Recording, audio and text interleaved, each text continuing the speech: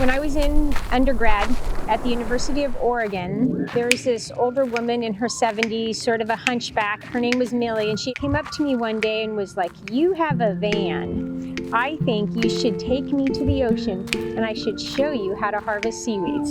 She pretty much taught me everything I know about seaweeds. I've been foraging in the Bay Area for about 15 years. My favorite seaweed right now is bladderwrack, or fucus species, and I like it just dehydrated. It puffs up. It's really puffy, kind of like cheese puffs. I call them sea puffs. Seaweeds sequester carbon.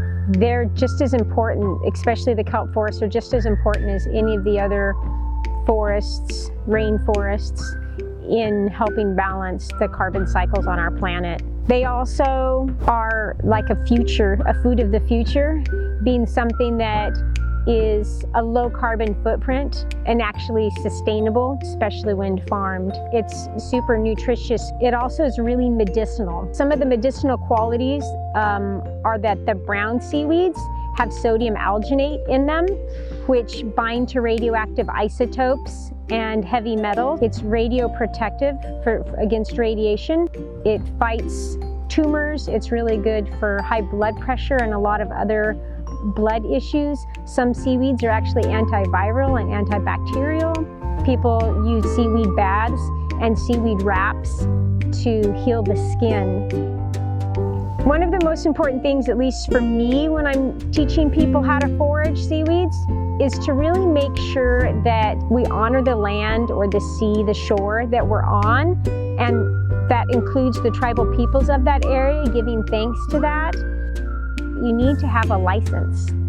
For most people, you need to have a fishing license, and with a fishing license, you're allowed to harvest 10 wet pounds a day. The best time to get them is at the negative tide during the spring and summertime, which is often like right around dawn. I often will hold on to the seaweed and run it through my fingers to take off any snails or any critters that are there. And then I'll give space away between the blade of the seaweed that I'm harvesting and the stipe or the hold fast, depending on the type of the seaweed. You want to make sure that when you're harvesting, it can regrow. So after harvest, usually take it to like a screen or a tarp. Sometimes it'll take more than one day to dry.